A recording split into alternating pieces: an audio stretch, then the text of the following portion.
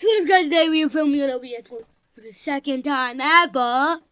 I'm gonna do, yeah, I am gonna do a reaction to no time that is. Fortnite Season 3 is the most disliked of the chapter, Yeah, but weirdly also the most loved. How could half of players be enjoying it while the other half is quitting? Yeah. It's a fascinating question that's answered in Season 3's most hated changes. The Nitro Fist lets you dodge bullets by dashing around, get really close to an enemy, then overpower them with punches. Most players are starting to use these instead of shotguns because they're simply more versatile. If your enemy tries to outbuild you, well...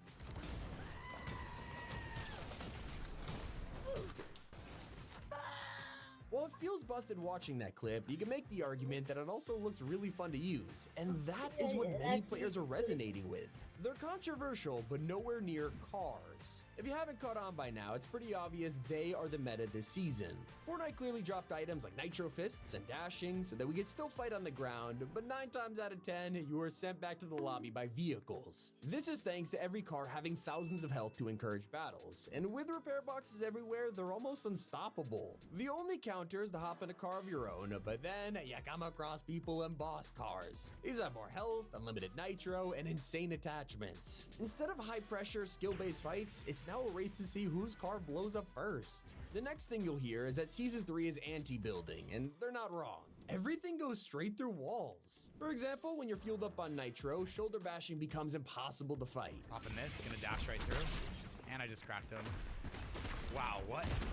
I think I got it. And it's not surprising that players are freaking out when your average game looks like this. Why are you running?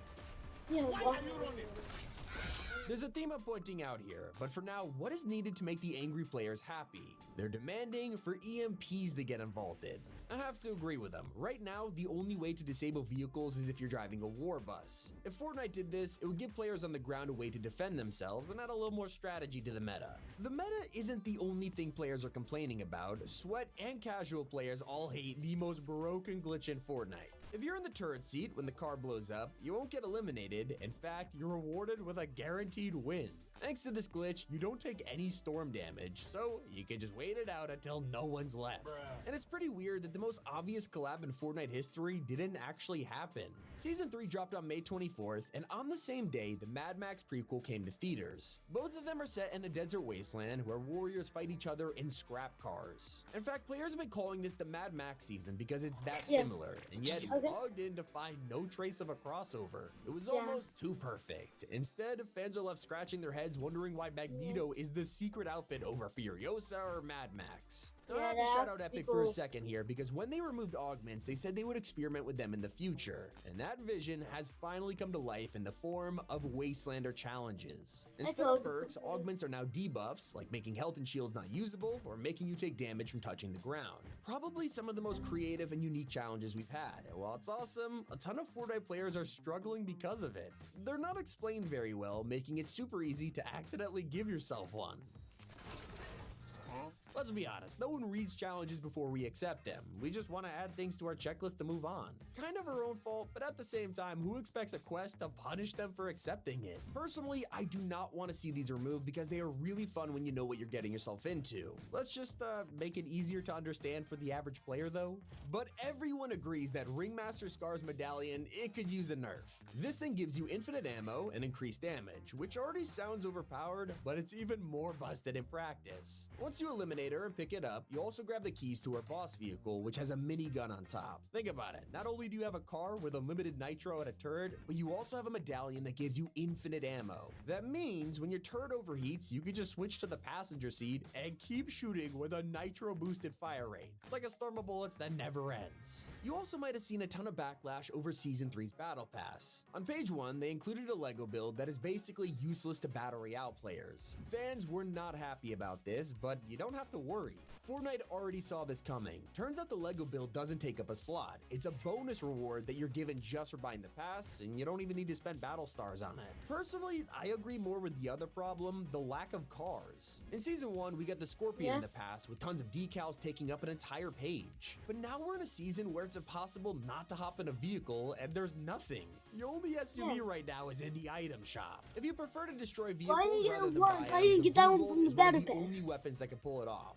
These are designed to take out cars, and yet they only take rocket ammo. It's notoriously the hardest type of ammo to find, which makes it really hard to justify carrying a boom bolt when you need Ringmaster Scar's medallion just for it to be usable. The gun is already pretty balanced because it's not insane against players, it is clearly meant for vehicles. Maybe it just needs to use sniper ammo or something. The problem everyone agrees on is buried under the wasteland. We dropped into Season 3 already knowing what to expect. Thanks to the leaked concept art, we all got excited over the idea of a new train plowing through the desert at top speed. It looked crazy. After all, the last train wasn't known for its usefulness, so we needed a change. We should have been careful what we wish for, as Season 3 fixed the train problem by removing it entirely. Would have been cool to see an updated version, but I guess it was too complicated or something.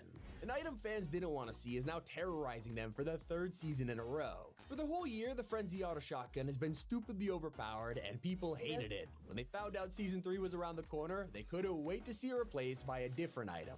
So sure enough, we logged in and the Frenzy Auto was nowhere to be found.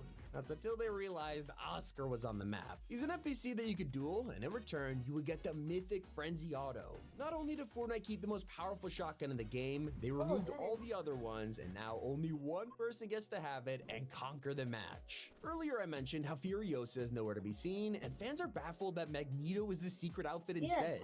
This is part of a trend that has been confusing players for the last 2 chapters. Fortnite adding secret skins that don't make sense. Ahsoka appeared in a heist season, Doctor Strange joined a war effort, and Korra was in a past full of Greek mythology. Now it's happened again, but it feels like Epic has taken this feedback. Despite Magneto having nothing to do with a Mad Max style season, they tried their best giving us a totally original Wastelander Magneto. His cape has even been reversed to fit the climate, a detail you gotta appreciate. Honestly, if we can't stop the random collabs, designing them to fit the theme is a way better option.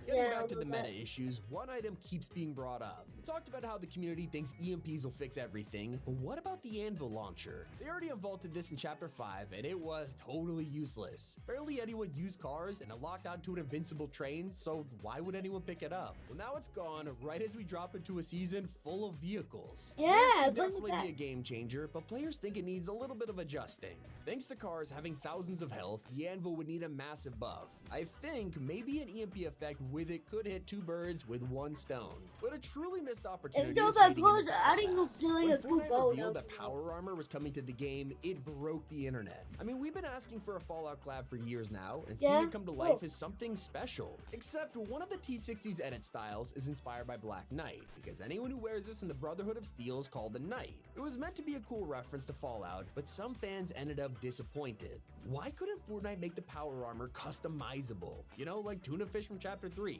Not gonna lie, it would have been pretty cool.